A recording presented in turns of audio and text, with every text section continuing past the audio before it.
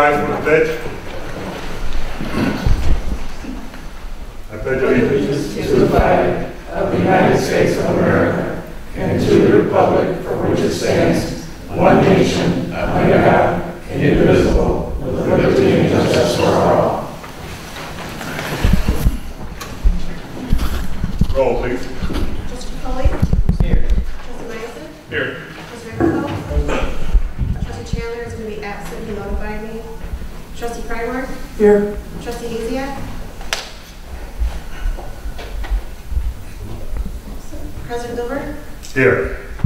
Attorney McGrail?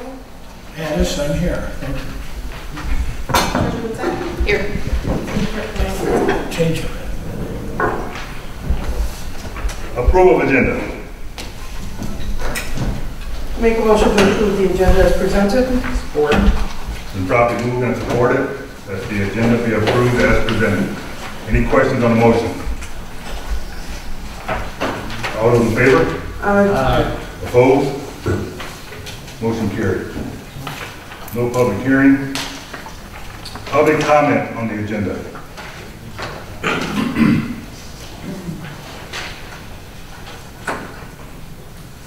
Seeing none. Approval of minutes were made. Make a motion to approve the minutes as presented. Support. Been moved and supported that the minutes of May 8th be approved as presented. Any questions on the motion? All those in favor? Opposed? Nay. Consent agenda.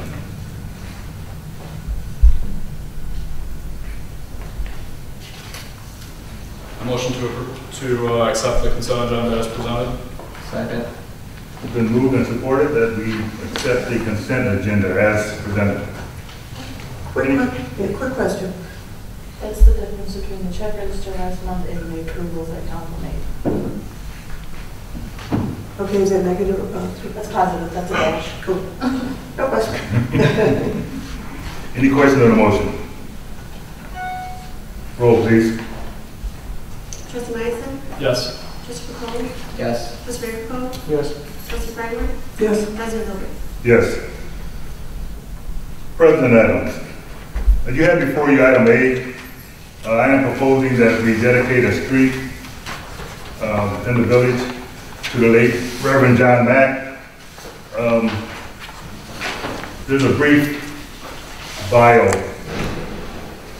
and this is, and when I say brief, it's brief. It doesn't tell probably 1% of his contribution to this community. And the street that I am proposing to dedicate in his honor is Delaney Street, where Greater New Hope Missionary Baptist Church is located. And for us old timers, he grew up at the end of Delaney. So it's an area that he was very well familiar with. And this dedication is, we will not formally change the name of the street. And I say that to mean that there will be no county involvement. This is simply a memorial street. So we will add his name to the existing street signs.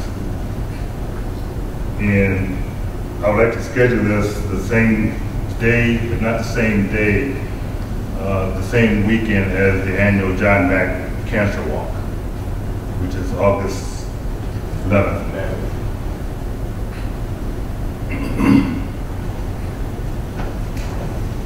And I would entertain any questions at this time.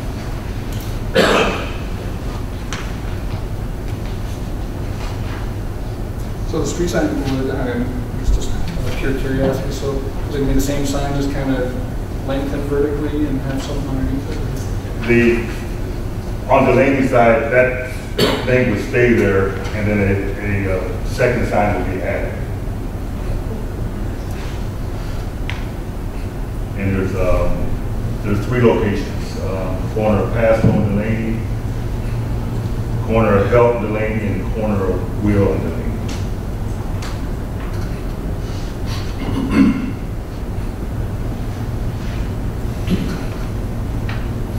If there's no other questions, the motion's in order. I make a motion that we honor the memory of Reverend Mack with a dedication of Delaney Street. Second. Been properly moved and supported that we honor Reverend Mack with the renaming of Delaney Street, with the naming of Delaney Street. Any questions on the motion? Roll, please. Trustee Freiberg? Yes. Trustee Foley? Yes. Trustee Liza? Yes. Trustee McCall? Yes. President Milford? Yes. Thank you very much. Great Lakes Water Authority agreement.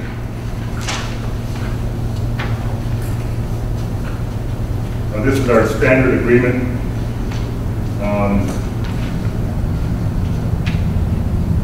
It's something that Burke and I need to sign.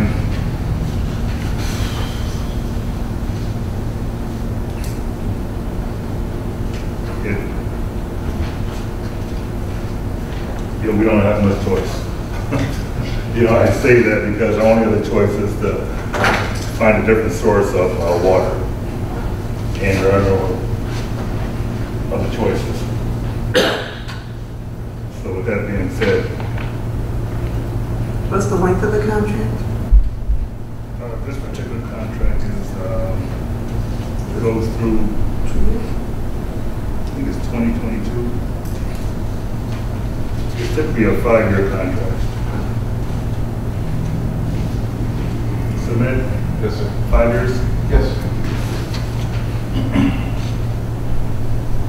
And could you just summarize what the service is and conditions, who the parties are?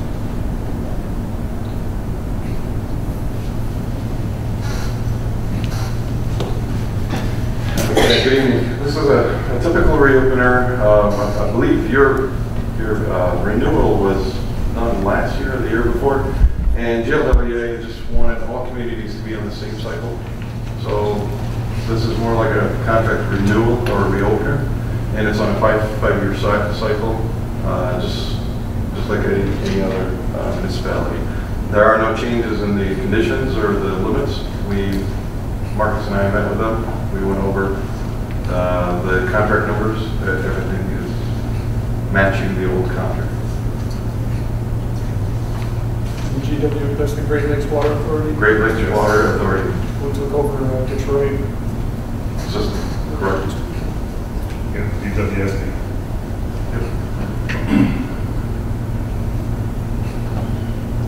Just says it's a 4-year schedule. Yeah, I was gonna say 4 years. I'm sorry. It's a 4-year schedule. 2022. A 4-year schedule beginning and ending It's calendar 2022. 2022. Yeah, correct.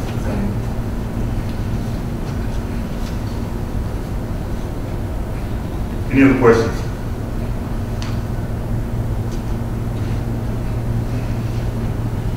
I make a motion that we approve amendment number 3 to the water service contract between the Great Lakes Water Authority and the Village of New Haven. Support. Been moved and supported that we accept the agreement with the Great Lakes Water Authority. Yeah. Any questions on the motion?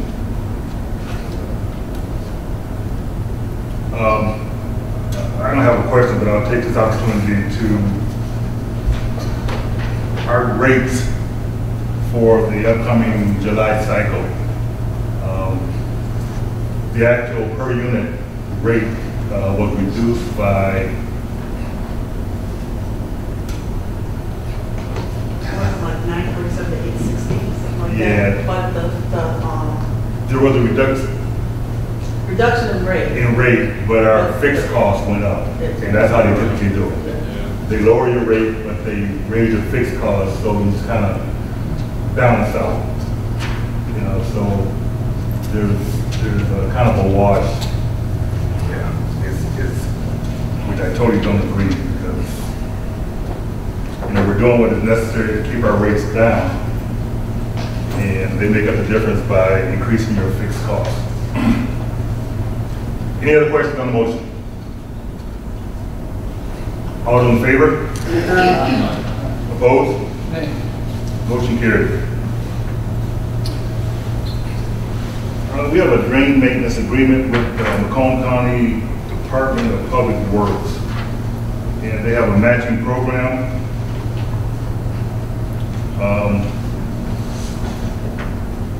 And I entered into a agreement with them mid-May to take advantage of the opportunity. They had an opening in the schedule, and the ship drain from Victoria Street to Gratiot was cleaned. If you drive down Victoria, you can see where they took out a lot of stuff, okay? One of the major concerns I was having is with the mosquito and tick season. And there was so much overgrown down there that we felt it was a hot spot for ticks to just multiply and breed. Matter of fact, when Tony Ferlini from the county walked it, he came out and I rescued him by knocking off about 5 ticks. And of course, he was freaking out. I didn't know if I was going to have to send him to therapy. It's the river, the creek was not flowing. There was a few areas that had been dammed up by wildlife. The creek was not healthy at all. So I took it upon myself, and I say there's a provision in our ordinance that in an emergency situation, I can do what I did, and that's what I did. It was an opportunity for us to get some work done at a matching cost of $5,000. The county kicked in $5,000, and the work has been completed.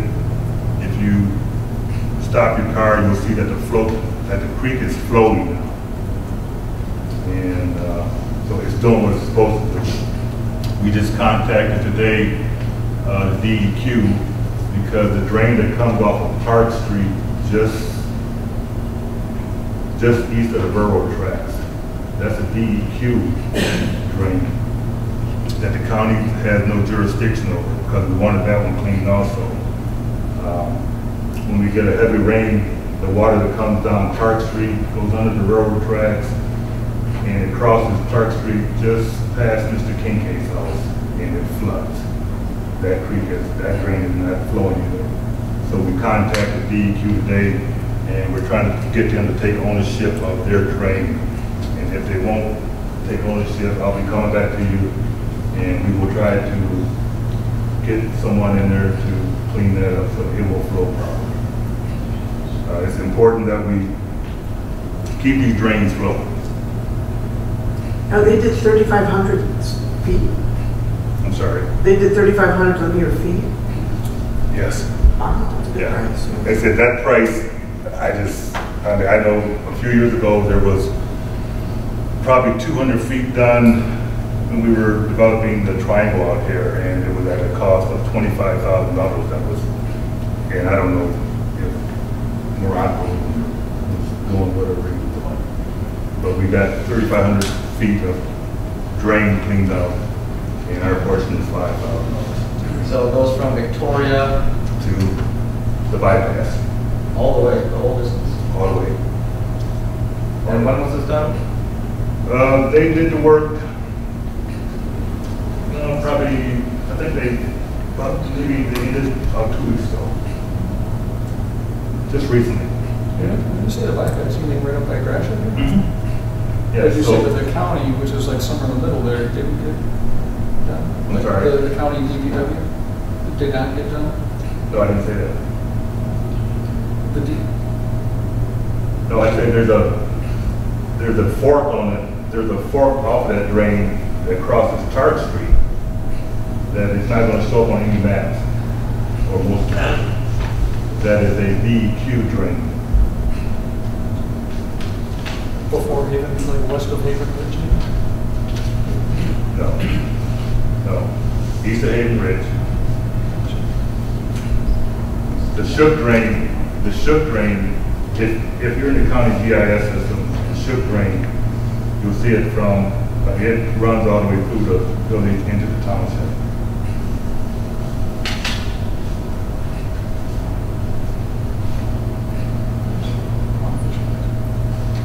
They even rescued a 2-foot car. They did. They put it in the retention pond out by Pimlico.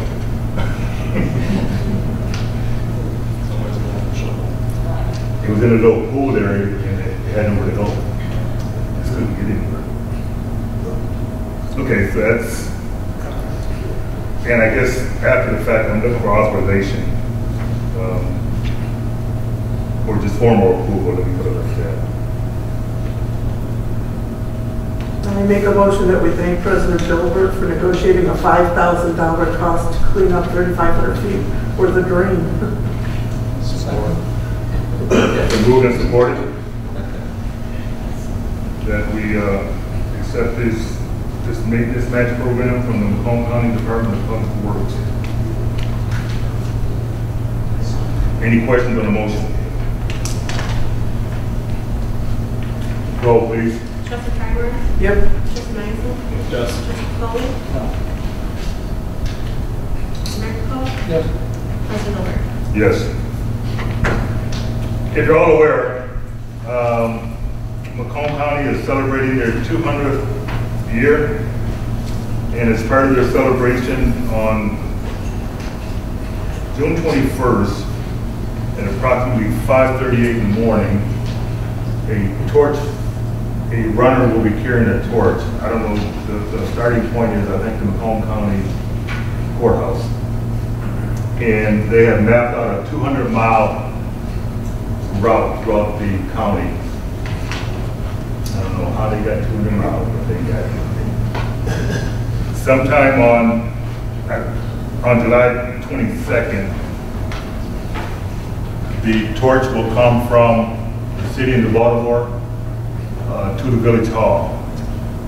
And there will be a short 5-minute photo op and a torch carrier representing the village of New Haven will run 1 mile to the village limits and pass the torch to someone from Lenox. So I had to choose somebody to carry the torch. I tried to volunteer myself, but my sons didn't hesitate to remind me of my age. And I took offense to that because I consider myself to be in decent shape, and anyways, I wasn't going to argue. Just one of those fights. I chose to surrender. So I asked a young man that I know is an avid runner. I see him running. And it is Tadero France, the New Haven High School varsity basketball coach. It is going to be the torch carrier for the village of New Haven. And this ceremony will end at approximately, I think it says 8:30 on the 22nd. 9:45. 9:45 on the 22nd at the Macomb County Courthouse, just before the start of the 10 o'clock fireworks show. So Mr. France will be carrying the torch representing the village of New Haven.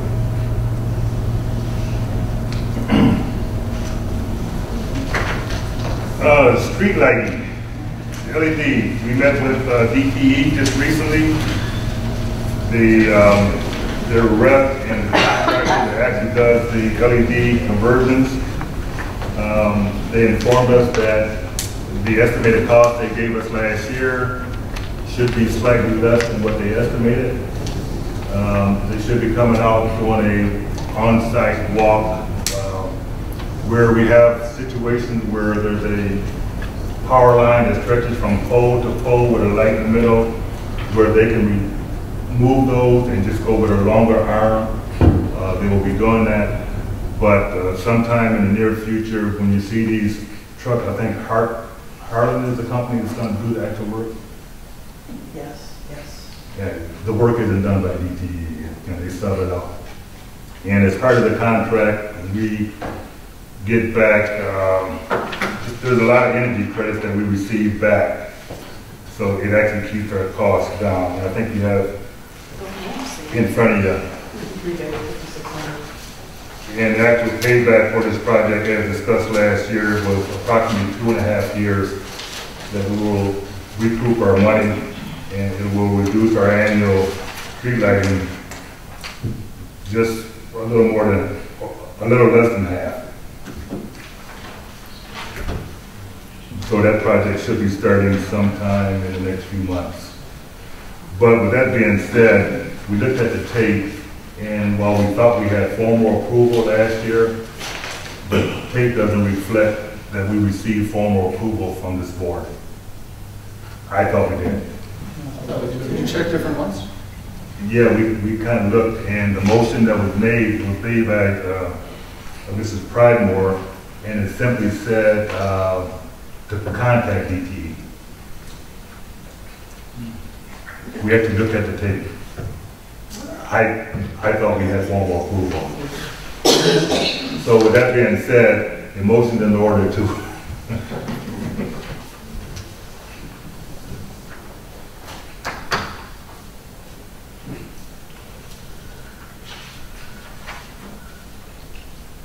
I move that we move forward with DTE, replacing the street lights with LEDs in the amount of, what am I looking at here? the most recent number is 45,000. 281. Second.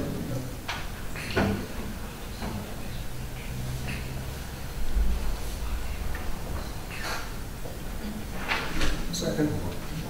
Been properly moved and supported that we move forward with the street lighting replacement program in the amount of $45,281, which I'm quite sure will be low.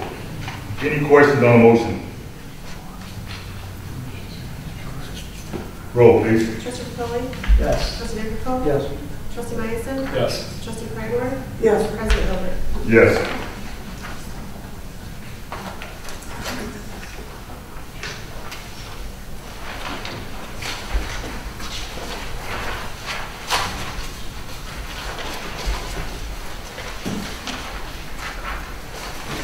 The funeral home, for FYI, the funeral home demolition, we were in court yesterday. 3 weeks ago, the owner was given 3 weeks to come back with a game plan. He came back looking like a deer in the headlights. He came back with nothing. And in spite of our objections, and we couldn't kick too loud, but the judge gave him 2 weeks, 2 more weeks to come back with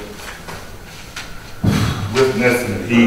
He told the judge that he had contacted some contractors. He was to take down the collapsed portion himself, but he didn't come to court with any written estimates.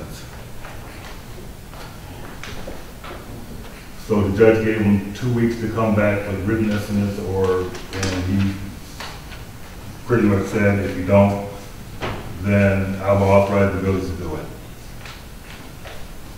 And of course, you know my opinion of courts. So that's where we're at.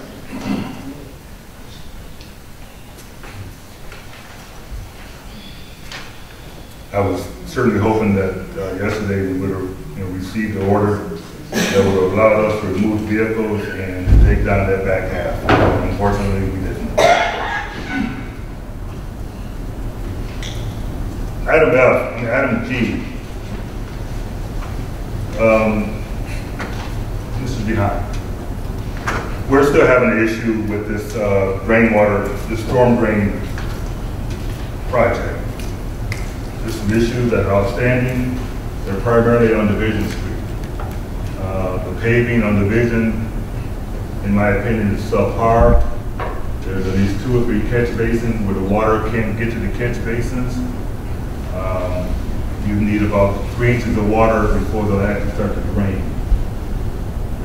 road is too low, or the catch basins are too high, or doesn't have the proper crown, or it's probably worse than it was before we started this project. And so, in the last few months,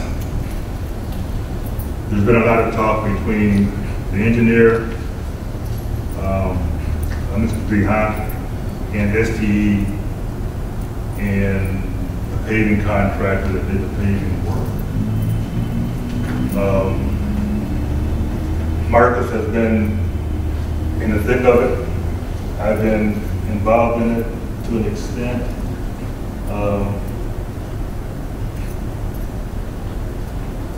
I'm not sure what the resolution is going to be. Okay. I have Mr. Behan here. He can share his insight. Okay, as you indicated, we've been discussing it. We've been discussing with STE, some discussions with the asphalt contractor. We went out and took elevations. The crown is improper, the slope is improper. There's about a 150-foot segment on Division Street that needs to be repaired. Some real minor work that needs to be done on Health Street also. After discussions with Marcus, what I did yesterday in accordance with the terms of the contract, we sent a notice to STE that the repairs need to be completed by June 22nd, or we would have the improvements complete by the village, and back charge the contractor. And in talking with Marcus, I guess our intent would be to use the contractor for Florence to complete the work. You know, if it's not done by the 22nd while he's in town, and you have prices for work. You may have to negotiate some prices just because it's a little different change of work, but that would be what our recommendation would be at this point.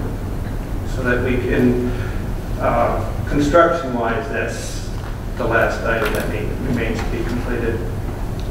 Currently, we're holding $20,000 back from the paving contractor, and of course, the overall project we're holding back 10%, which I think is around $100,000. So to repair the crown, are you just going to put a cap on it, or? Well, what we think needs to be done is it needs to be milled down, because when we put the wear course back on, we want to have at least 1.5 inches of thickness.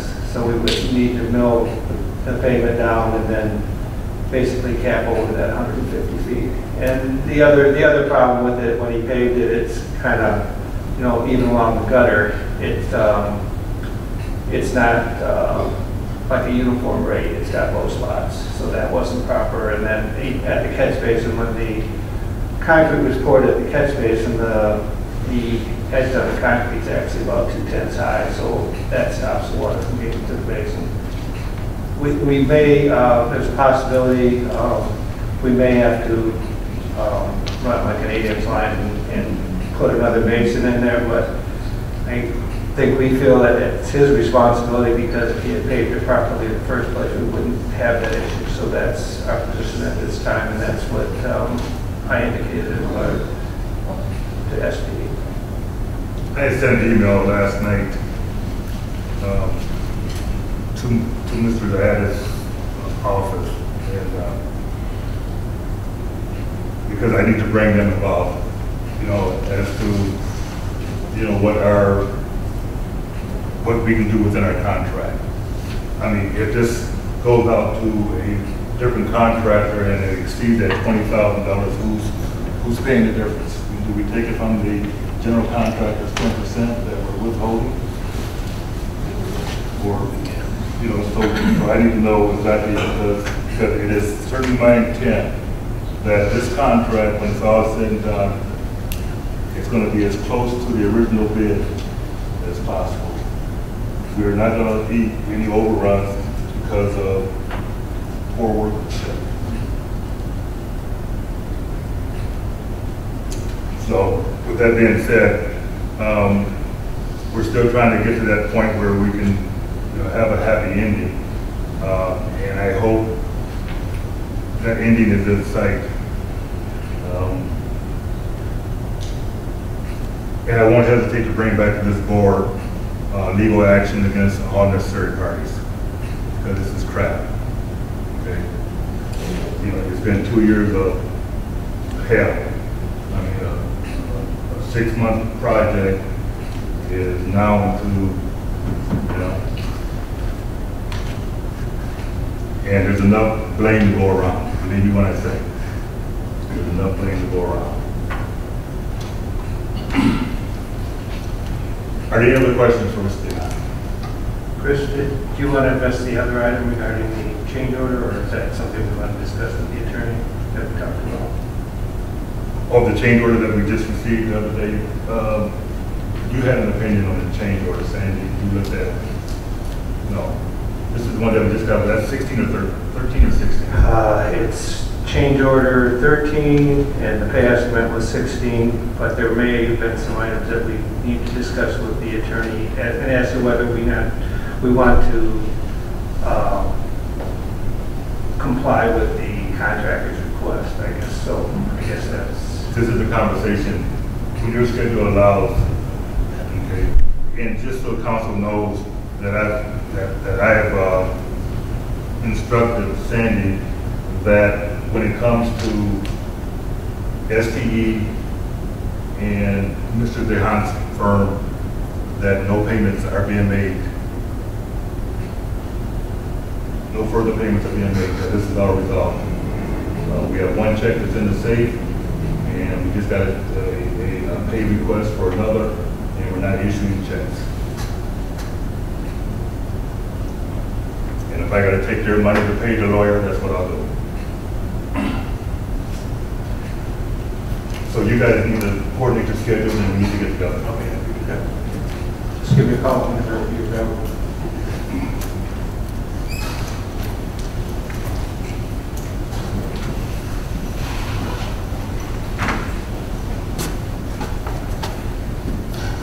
Hi again, this is for item H, the Clark Street rehab. We have the contract executed May 24th. We issued our notice to proceed to Florence Cement on June 7th. They have 10 days to mobilize and 90 days to complete the project. They are a couple weeks out. In the meantime, we are coordinating with the DTE and AT&T for those 2-pole relocation before we put the sidewalk in, and they agreed to relocate them for the village at no charge. So we're saving about $15,000 to $20,000 by doing that, and that works with the schedule. We'll get them out of the way before we start working on the sidewalks, and then move our way into the pavement. There were 2 poles, in case you didn't know, there was 2 poles that were out of alignment, and it would have forced us to put in a 3 or 4 foot sidewalk instead of a 5 foot. We would have had to shrink the size in that area. And when DTE came out, and they noticed that those poles should have been in different locations, so they did agree to move them at no cost to the village. Quick question, for the residents in the area, what impact is it going to have on traffic? That stretch would be closed for only open for local traffic. Okay. And that's how the schedule was condensed. We've sent letters out to them. Okay. They were notified, and we will notify them again with the start date, so they are aware of it. And we did talk to a couple of them when we were out there. And most of those houses on the south side of Clark, there's a street that a lot of people don't know exists, but there's a street that runs behind those homes, and they could actually access their property from the back side. Yeah, there's an alley. Yes, there's like an alley. Right away. It's a street that has a name, and I forget what the name is, but it does go, it doesn't go the full length of Clark to the tracks, but it does go the first 4 or 5 houses. Worteen Street? Worteen Street? Thank you, that's it. That's the name of it, Worteen. Yeah. So this project will be done August 24th. September 5th is the last day. September 5th. They have 90 days. 2018. 2018. This contract got coming off. Yeah, we do have liquidated damages for any delays. I mean, other than what weather delays and things are outside of the contractor's control, we will hit them with penalties. For any signs that are along that section, or will those be replaced? Yes. Yes, they haven't been replaced because they're going to have to be removed. Yeah. Yeah. So we just decided to wait until the project is done and then we all the signs are up there. Any other questions? Thank you, sir. You're welcome. Payment of bills.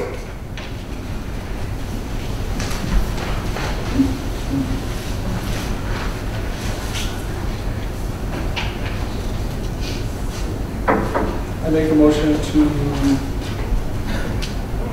pay the professionals and then the amount of $163,566.59 for the month of June.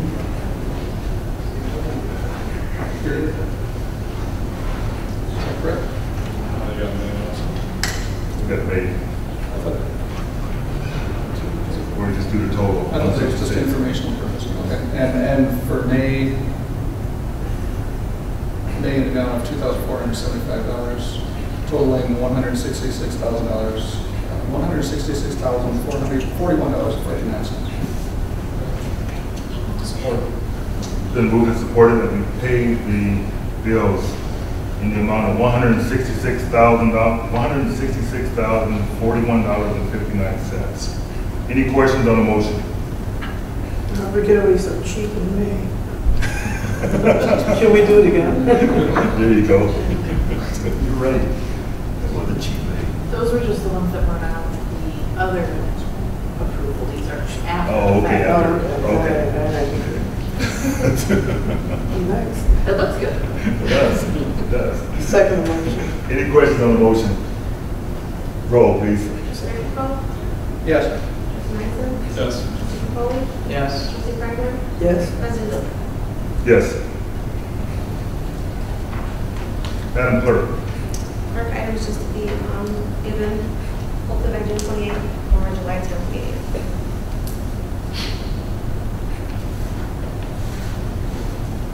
Treasury report. Total village assets were $2,297,649.79. Motion that we receive and file the treasurer report. Second. Been properly moved and supported that we receive and file the treasury report. Any questions on the motion? All those in favor? Aye. Opposed? Motion carried. No unfinished business, new business. There's a couple ordinances that we've had the attorneys working on. We run into some issues recently that brought a few things to our attention. One is we caught a business spilling water. They tapped into a hydrant. They hooked up a hose, and we have no idea how long they were using our water. We caught them. They came in, they put a deposit down for a meter, which is standard procedure, and we're billing them. But the civil infraction that we could impose on them was strictly $100. And that's one of the reasons why, as we get into this, one of the ordinances that we're adding language to our ordinance, to our water ordinance, which would allow us, in the case of a residential user caught spilling water, the first offense is $250. Second offense would be $350. And each subsequent offense would be $500. For commercial, the first offense is no less than $500. There's some laws out there that restrict what we could fine them. But in the case of the commercial users, that that could be 500 every day. Okay. So you know, it's unfortunate that they thought they could get away with this, but you know, part of me wants to thank them because it forced us to look at our ordinance to see what the penalties could be. And now we're going to put in place penalties that we will make it a little painful. But the first one is the civil infraction amendment. You see the language that's in red, and what it pretty much says,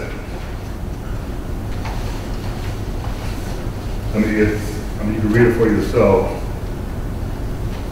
and it allows us to impose different fines because that language is in there, which allows us to not only the civil infraction, but to go over to our ordinance.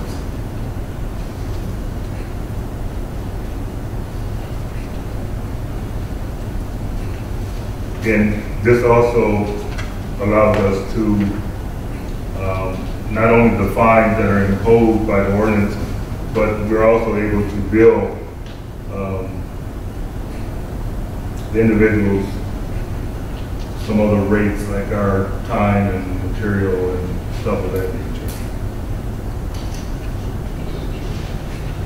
So the first one is an amendment to section 10 of the existing municipal civil infraction ordinance number 333. And it is strictly the addition of that one sentence that you see there. Still discussion? I'm sorry. Discussion? Sure. As it's written, I thought ordinance 333, you're correct in saying that the fine can be no more than $100, but it does allow for fees and costs, which are separately defined to be put on there. Fees being a maximum of up to $25 an hour of labor for us to determine who's at fault, responsibility, etc., and costs as necessary to make the village whole. It's neither here nor there. Either way, you know, there's more than one way to skin a cat, but wouldn't that already cover? No, because it allowed us to, you know, like I say, we had a situation of a resident that damaged a stop box, and all we could charge them for was our time and material. That's just including our time and material. So the penalty needs to be more of a deterrent. Exactly. So now we'll be able to charge them the time, material, and the penalty. So, and believe me when I said, this is not a moneymaker. This is to deter people from doing the handful of crazy things that we run into every day. And we deliberately are increasing the fines for the fire hydrant as opposed to the rest of 333, where it stays at $100 and $250, but the fire hydrants are $250 and $350. You're on. I'm looking at 333 and the fire hydrant amendment. Fire hydrant says first offense no less than 250, second offense no less than 350. Whereas the 333 ordinance says no less than 100 and no less than 250 for the first and repeated offenses. Yeah, this is an amendment to 304, right? Ordinance 304? Yeah, one of us. Yeah, the fire hydrants are under, and it's an amendment to ordinance 304. Okay, 304. Yeah. Yeah, not 333.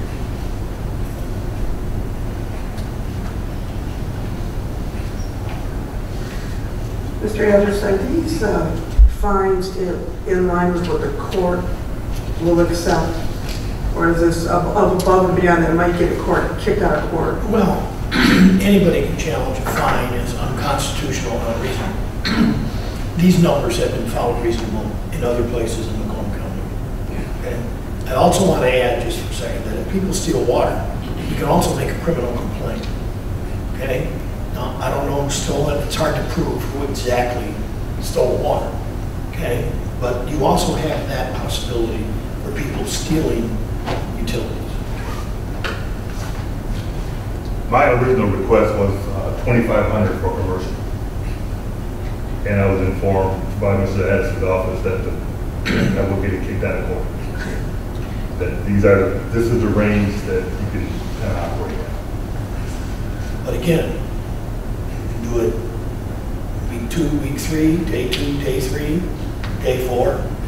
But the state government enables villages, municipalities to do certain things, and they limit our power.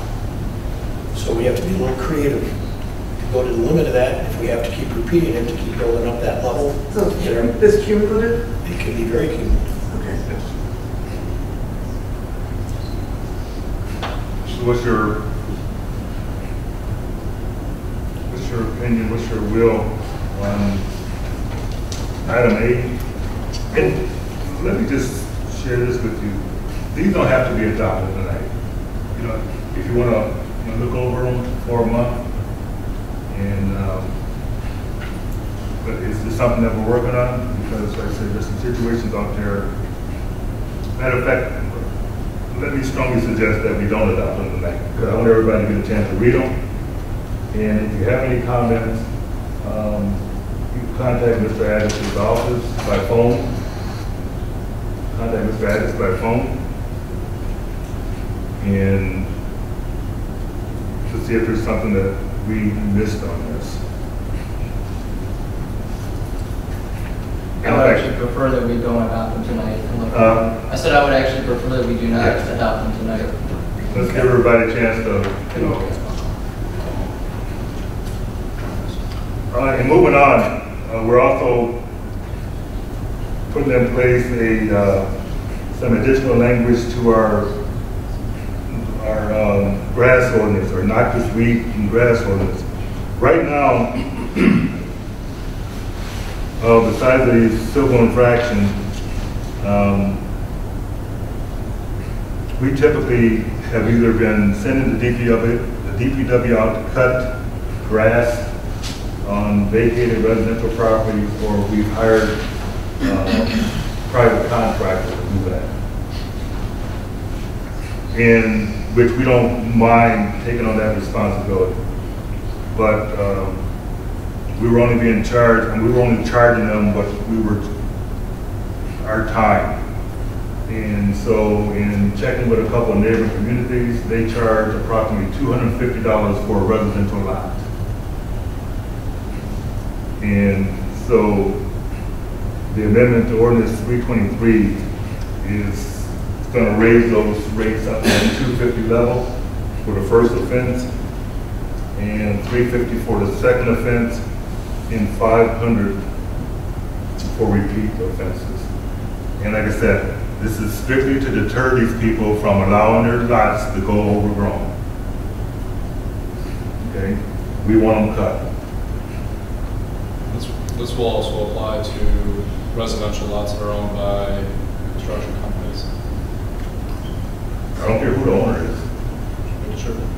If it's a residential lot, you know, within a, you know, that's in violation of our ordinance, then it needs to be cut. Okay? Like I said, right now we send the DPW out, and if it takes them an hour, well, we just charge them. You know? Probably getting a good deal, actually. Yeah, and that's probably why they don't do it. You know, because they're getting a good deal. Or we'll get a private contractor and have them cut them. But, you know, which we can still get that private contractor, but now we can get that private contractor and pay him something that's a little more reasonable. But now we're going to collect, and these are just put on their taxes. That they won't come to pay them, but we just put it on the taxes. You know, pay your tax bill, you got to pay it all. You can't pay it partial.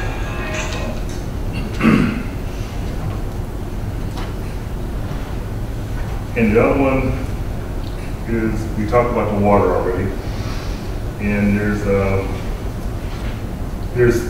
two that pertains to water, and because our water and sewer ordinance are different, so there's another amendment that pertains to our sewer.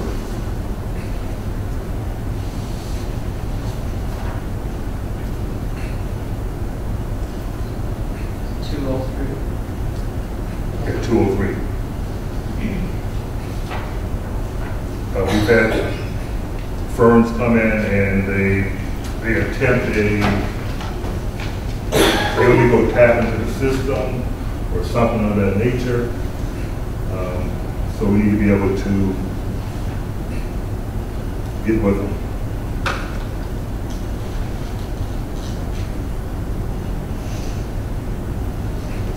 So those are the four that we need to, let's take the opportunity and let's read them over. And if you have any changes, then we'll get the information down to the lawyer's office. And we'll come back next month with this back on the agenda. Are there any questions on those first three?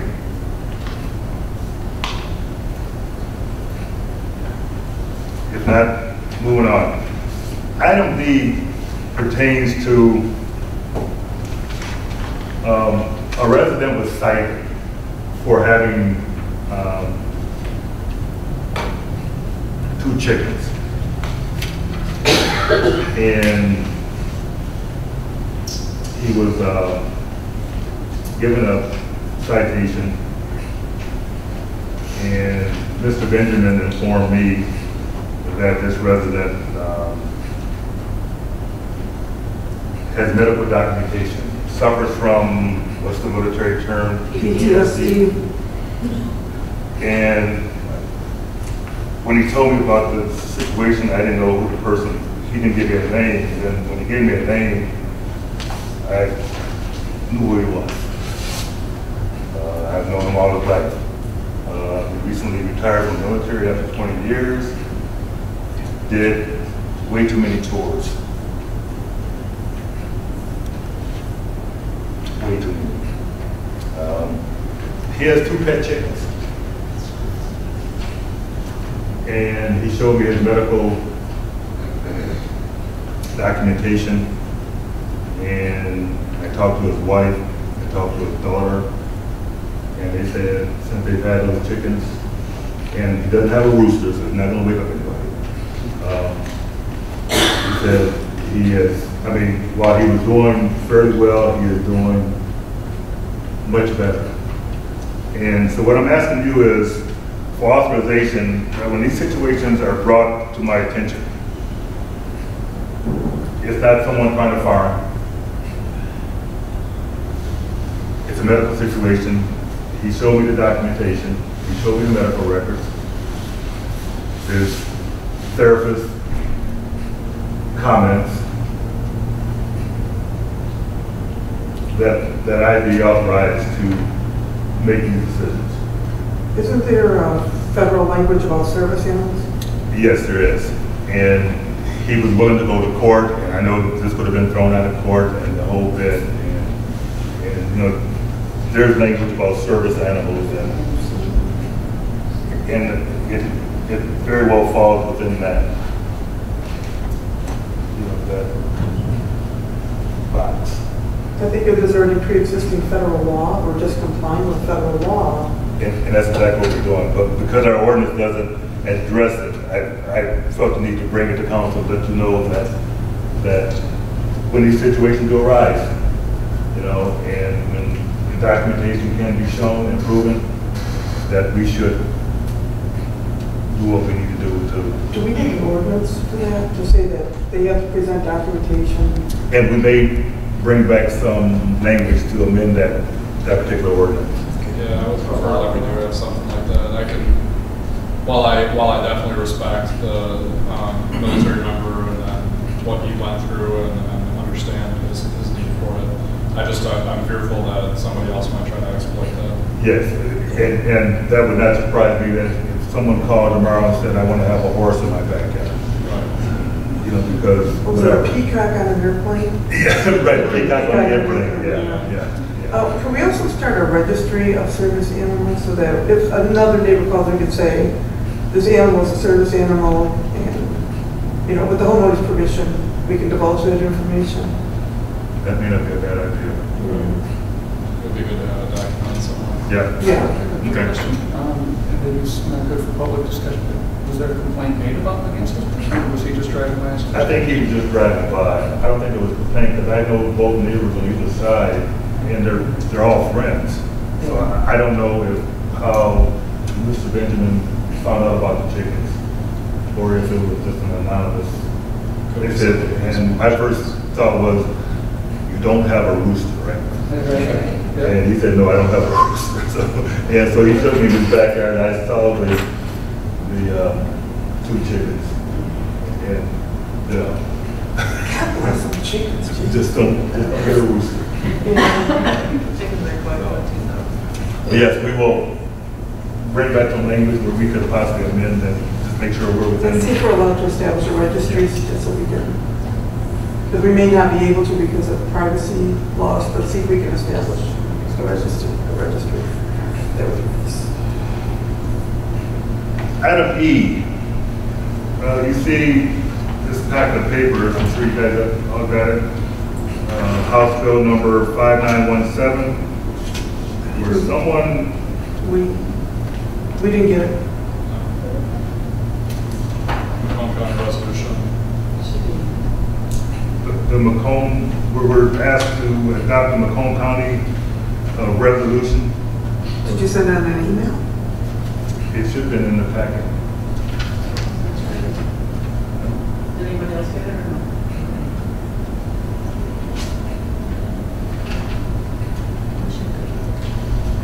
Then I'll just have this discussion right now. I'll just give you a brief. Someone has, I forget what state rep, Vocal, V-A-U-P-E-L. But he has introduced a bill that would take away the authority of local units of government from regulating pet shops and things of that nature. I don't know what brought this about, but the Macomb County Board of Commissioners have adopted a resolution opposing this bill, and they're asking all the communities to adopt this resolution that opposes this House bill. Mr. Coleman, copies.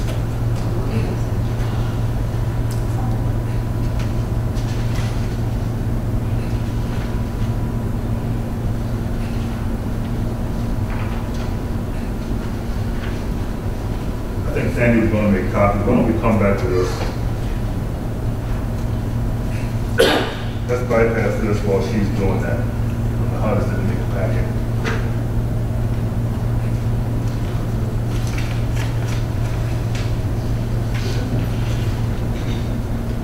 Now let's move on to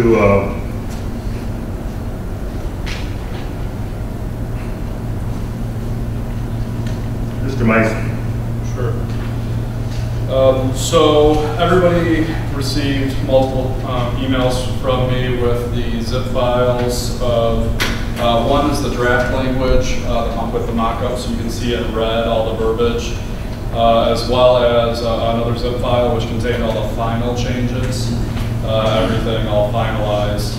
I also included in the email a summary of the changes. This applies to 515-97 site condominium regulations, 515-100 site plan review, 515-101 off-street parking and loading, 515-103 ponds, 515-109 transient and temporary amusement activities, article what is that? 19 signs. Those Roman numerals. Oh, signs. Article 16, planned unit development, PUD overlay district. Article 20, special land uses, and Article 25, administration and enforcement. I've summarized in the email all of the various changes that are occurring.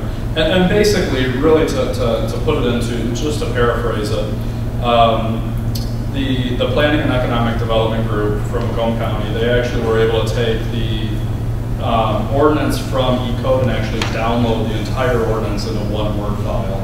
And then what they wanted to do was, specifically for this purpose, was to update the zoning administrator title to be building administrator, and that's to align with the handbook that they're getting ready to publish on behalf of New Haven, and it'll be a development guidebook. So if you come into the village and you want to open a new business, you want to do a zoning change, a whole sort of different things that you'd like to do, we'd have the building department have this handbook ready, and then they can either, offer it up, or, they can go through it. We can publish it on the website, and it's actually an excellent guidebook. I don't know if you all had the opportunity to look through it or not, but there's flow charts as far as, going through the approval process and everything.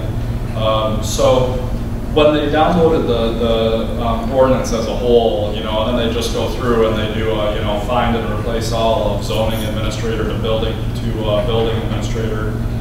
Effectively, it touched all of these sections within the overall zoning ordinance. So that's what's really causing a lot of these to be updated. Additionally, there were some minor changes as far as for off-street parking, increasing the parking space length from 18 feet to 20 feet in a couple of spots. We also, for site plan reviews, Mr. Schroeder from Planning and Economic Development had commented that we originally were requiring 12 hard copies for the site plans, and it actually was, it's cost prohibitive. It's actually costly to have 12 copies of the preliminary plan. And so he recommended that it would be much more appropriate to have that downsized to 5 paper copies, and then 1 electronic copy that can be forwarded around to whoever needs to have it reviewed. Additionally, some verbiage is added as far as what actions the Planning Commission can take as far as approve, disapprove, conditionally approve, or table. The current verbiage is a little confusing the way it's worded. It kind of, the current verbiage makes it sound like the only option is to approve or conditionally approve.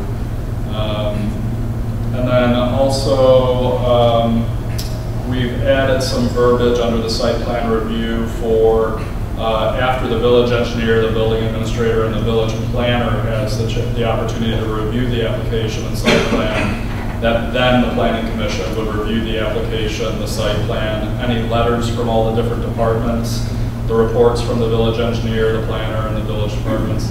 And so that would really just tie it all closed loop. And by the time the Planning Commission actually is reviewing the site plan and all the documents, that they would also have the recommendation from the engineer, from the planner, and from the village departments. Otherwise, it was kind of messy as far as the timing of when everything was taking place. So this is the foundation. This is the first step of the zoning ordinance changes that we're going to be working on. This past month's meeting last week, we started working on signs, and you'll be seeing a heavier sign ordinance update in the next month or two. But this is really just to lay the foundation so that what we have in the zoning ordinance currently matches the guidebook that we're proposing to publish and come forward with. So, President Dilbert walked away. What I would be requesting from our attorneys, if Mr. Addis, if you could take a review of the finalized documents, if you haven't already, and then what we would like to do once we make sure we have everything approved by our attorney, then we would like to motion that it would be amended.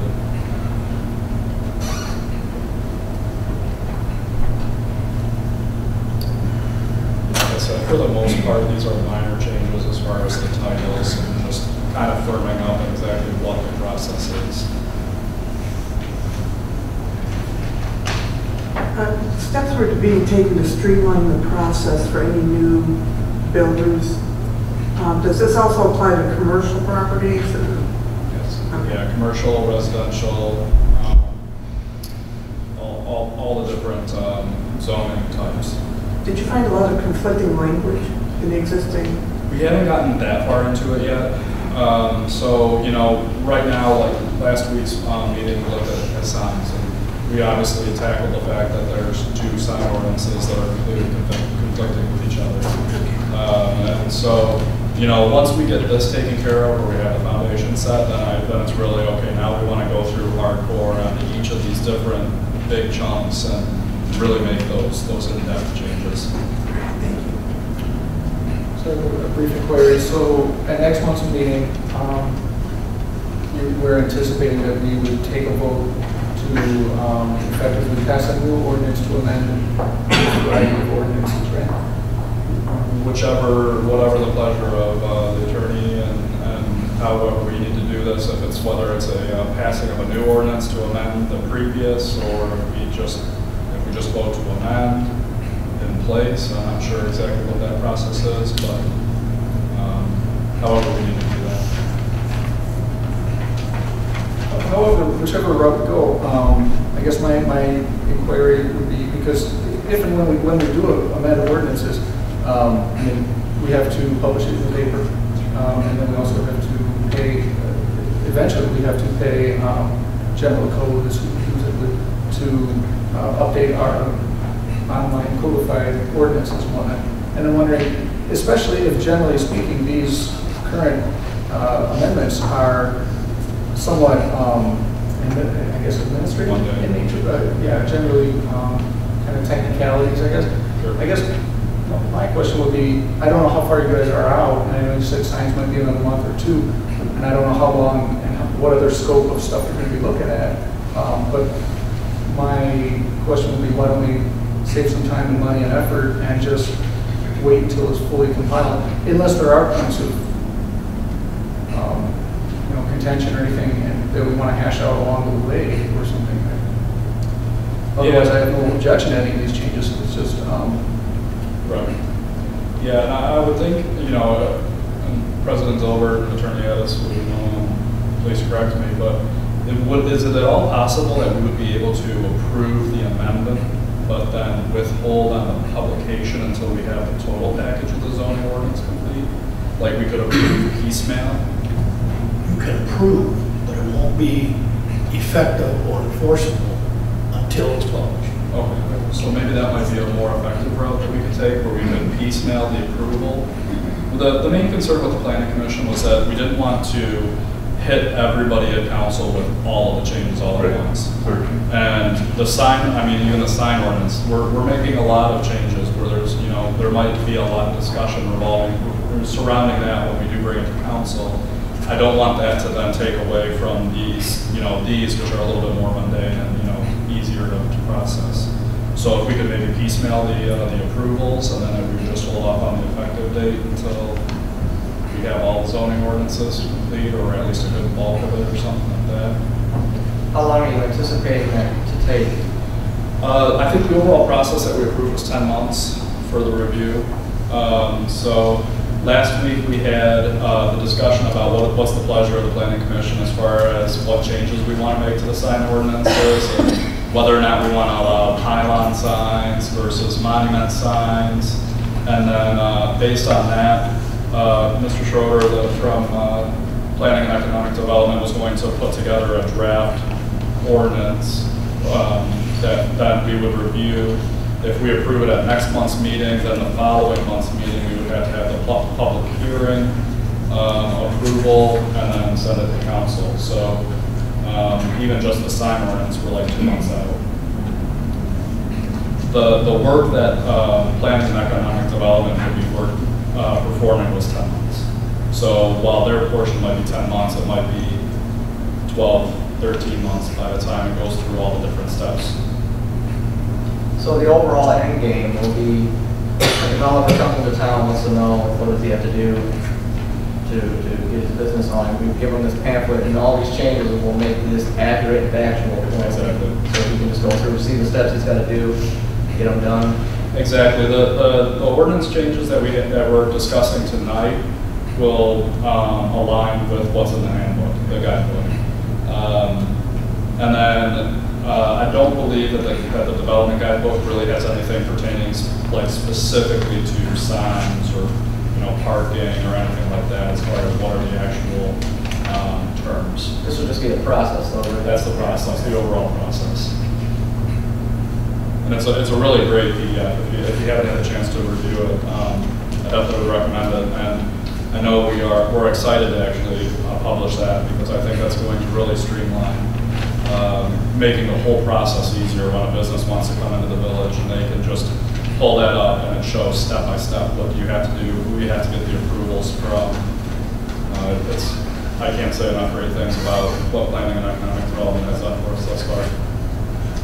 Do you see any of these amendments having a substantial change that might require publication for an immediate, for the change to take effect immediately? Or do you think we could just, do you see anything yet that could just wait the 10 months? Yeah, I mean, the only thing that I'm a little hesitant or nervous on would be the actual site plan review portion. I feel like that might be a little bit more important. Whether or not we publish the update to ponds, where literally the only change is changing zoning administrator to building administrator and updating the diagrams to be more friendly. I'd activate the 10 months. I don't think that's as important. But if we, So we can reserve the right to publish if we need to, if we think it's important. Yeah, I think that's a fair compromise. What we have to publish, Al? That simple word change from building to zoning, from zoning to building. It would probably not be a relevant change as far as a legal challenge to it would be. But to be on the safe side, especially with what we've been through, we probably should publish. Is there a time frame where after we pass an ordinance that it has to be published for anybody to challenge it? If it wasn't published a year and a half after it was passed? Well, here's your problem. You really can't enforce it until it is published, because the public doesn't have notice, and therefore their due process rights are violated. We can't hold someone to a standard, to any rule or ordinance we pass that they've not been formally advised of under the law, and that is only by publication.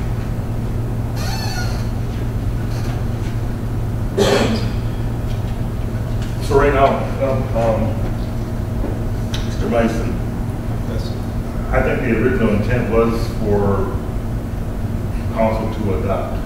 The original intent was for adoption, but I also, in talking through this, I think probably would be best if Attorney Gaddis reviews all the changes. Okay. Then we can bring it back next month. Sure.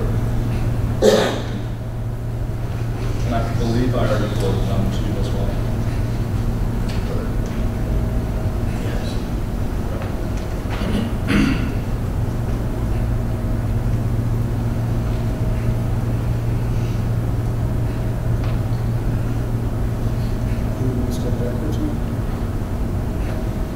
Well, unless I could have the public hearing now, but it was 0 times. So.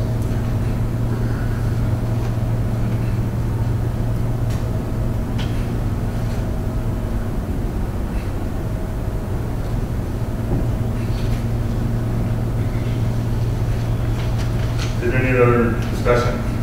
Questions?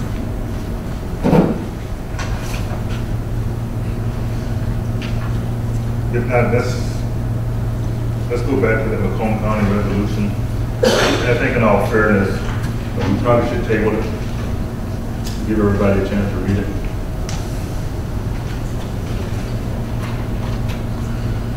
And fully understand the impact. Actually, it's just a one sheet. Yeah. But I didn't know if you wanted to read the House bill, and it's pretty straightforward.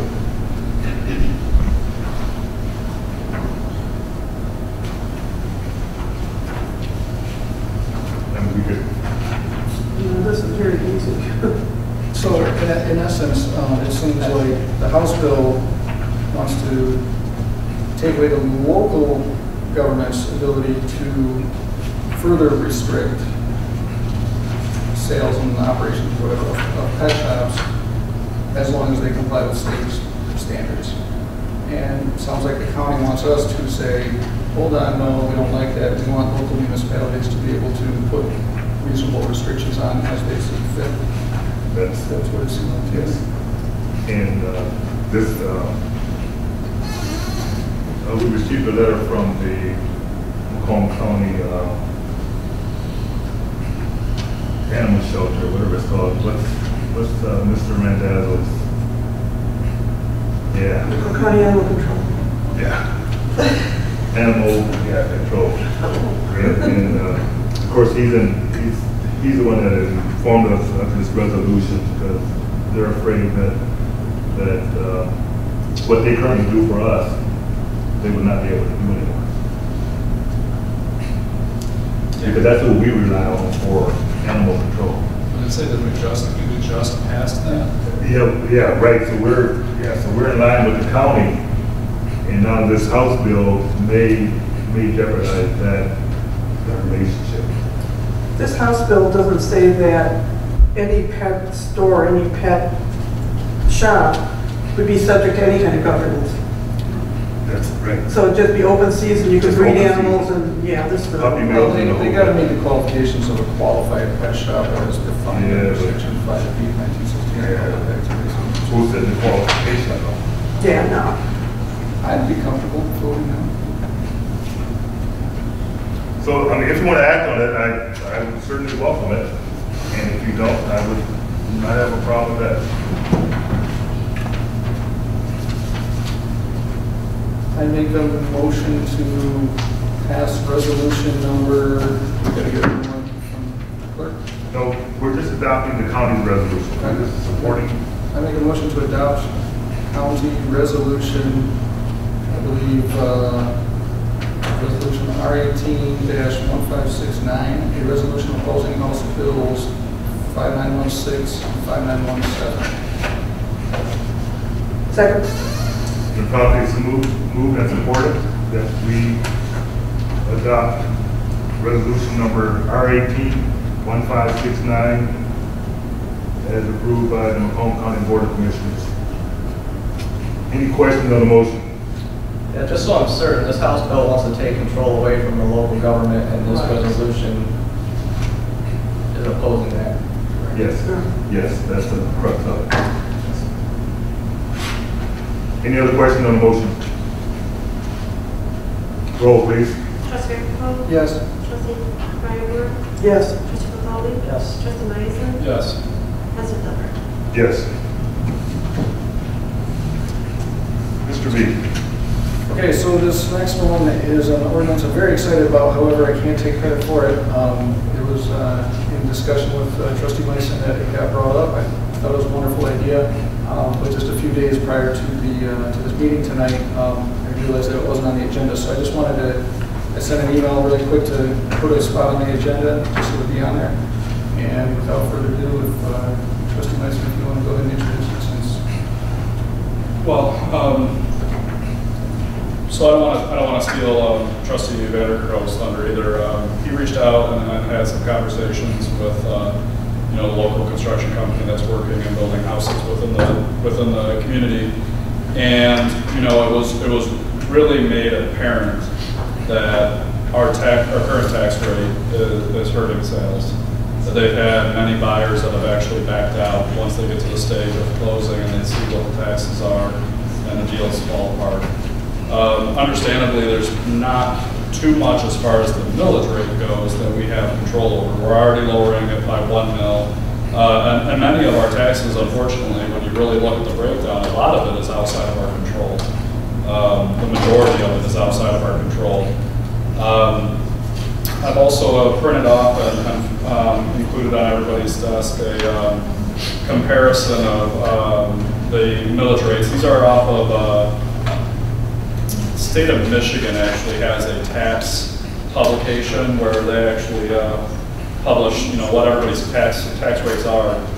So, comparing ours to neighboring communities, especially when you compare ours with total tax millage of 42.26 compared to Richmond of 25.5. That's quite a substantial difference, which I was really surprised to see. And the idea, you know, really stemmed from the Enterprise Zone Act discussion that we had previously about giving some sort of incentive or leniency or whatever. I'm not sure what type of word you want to use, but basically giving them some sort of credit towards their taxes to new home buyers or to buyers of newly built homes in the village. Tax abatement, thank you. So that it basically would make these newly built homes more attractive for a period of time for buyers to come in and buy within the village. There would be, you know, the offset that we would, you know, not be taking in as much as far as the taxes go for a small period of time, but then, you know, effectively after so many years, maybe 1 year, maybe 2 years, they start paying their full taxes, and, you know, by then they've moved in, settled, they've seen really what the village has to offer, and hopefully they, you know, really enjoy living here and want to stay for a long time. So, you know, the idea was, or, you know, with talking with Trustee Vanderkerkove, you know, what if we were to set aside just some fund, and we don't know if this is even possible, if it's even legal to do, but if we had some sort of incentive fund that, you know, we knock so many dollars off of newly built homes, taxes, for a set period of time, and then, you know, that could encourage people to come into the village and buy these homes. The hesitation, obviously, is that, you know, we don't want, you know, how do you do this fairly? You know, if you have, you know, what if somebody comes in and they buy a, you know, an already established and built home? You know, how does that all work into it? You know, we don't want to be totally unfavorable to people that really anybody that's moving into the village, but I don't know. We're just trying to think outside of the box and try to think of something that we could do to just really attract the folks to buying these homes. Eventually, there's going to be a downturn in the economy and with the houses and the, you know, and all that, and we don't want to be left like we were, you know, a decade or so ago, where we have abandoned subdivisions again. So if we can get people into these houses some way, either it's an, you know, incentive or something we can do to make the burden a little bit easier for them to move in.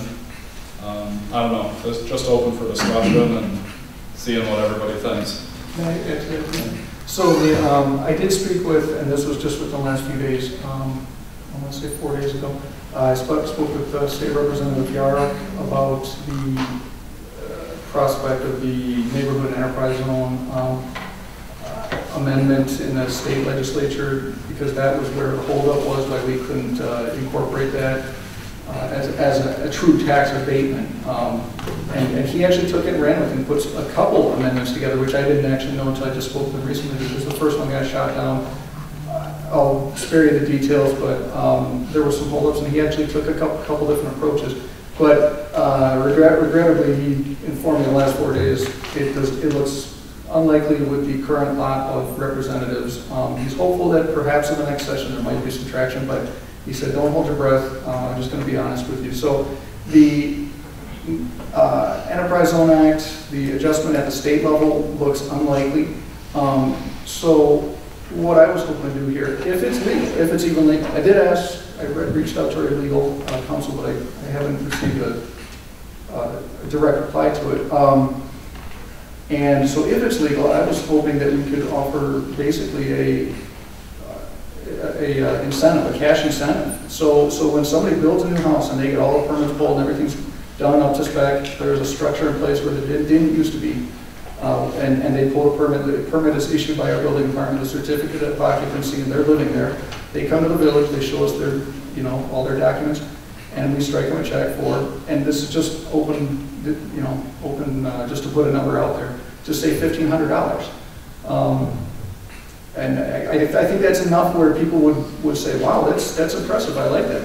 And that might offset the difference between our tax rate and a different nearby municipality for, you know, the first few years and whatnot. And so the thought process would be, okay, so they get that to kind of offset the slightly higher taxes, but, you know, after a few years, I mean, their house is going to be there. Their house isn't even if they decide to sell and move on, or whatever, the house is going to be there, somebody's going to be there, and they'll pay those taxes.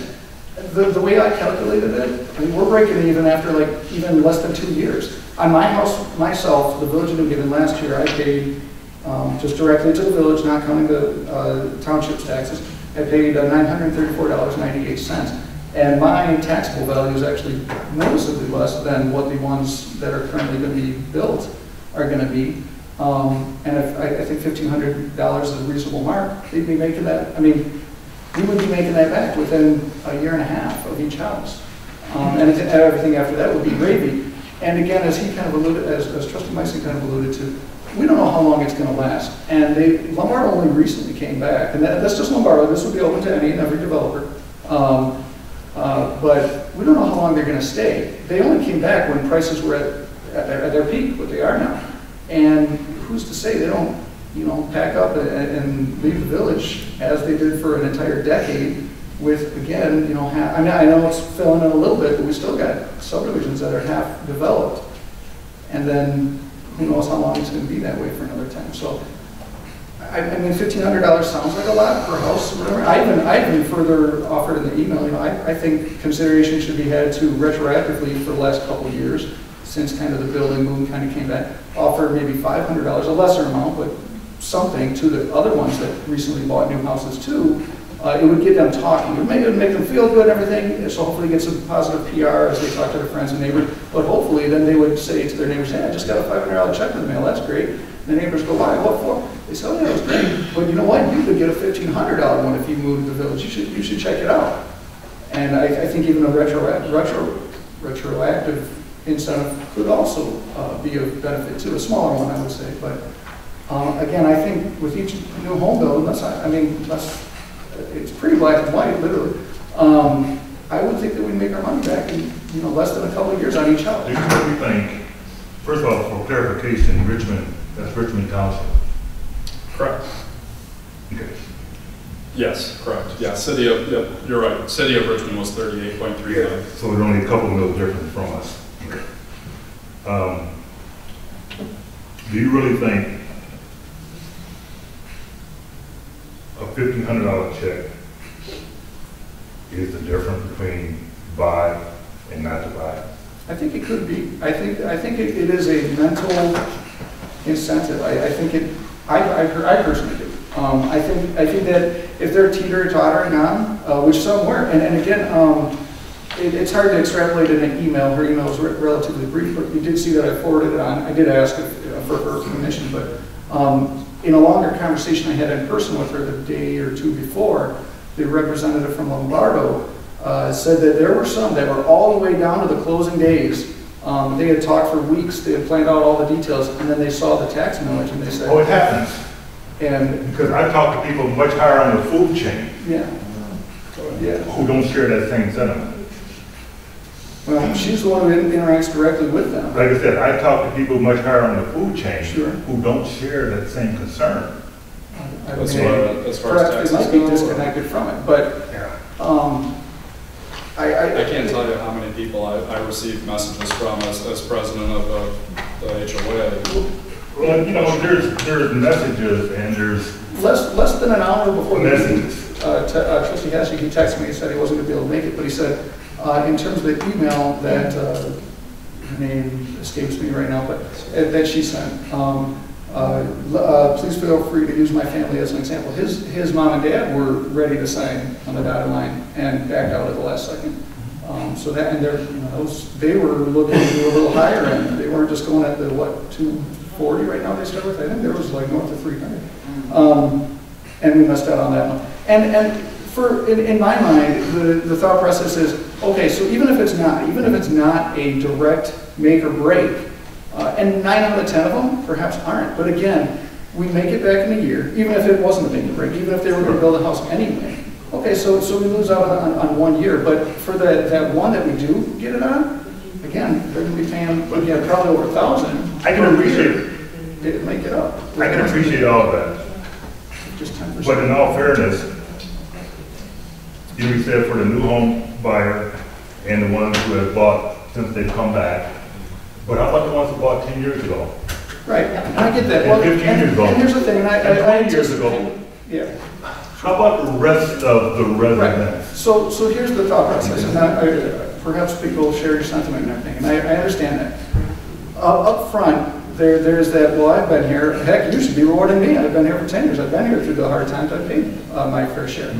Well, the thought process is, you know, in the years to come, as we get more homes built, hopefully because of the incentives and whatnot, we get more revenue, and again, each property will be bringing that revenue in year after year after year after year after year, thousands of dollars, hopefully, is the idea. And by bringing that new revenue in and also paying water bills, so hopefully they'll get the, you know, the water debt and sewer debt will also be chipped away, we'll be able to lower the millage rate for everybody.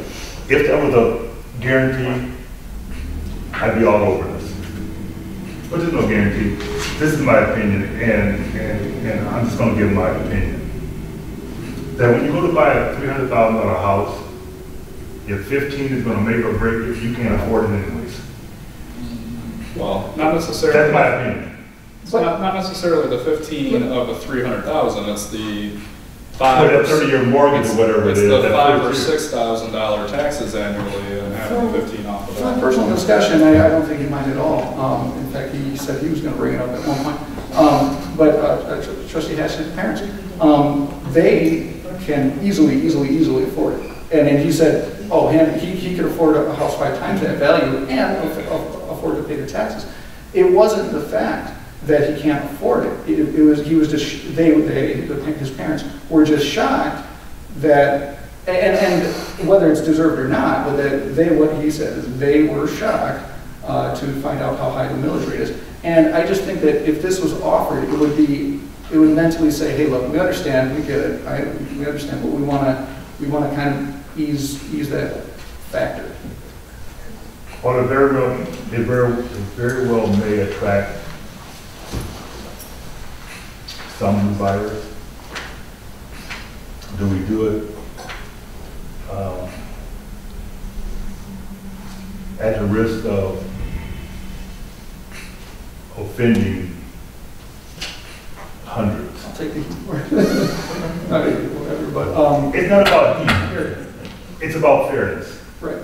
It's about fairness. Okay, I presented a village back in January, a budget back in January that lowered taxes by $1 million. We all benefit.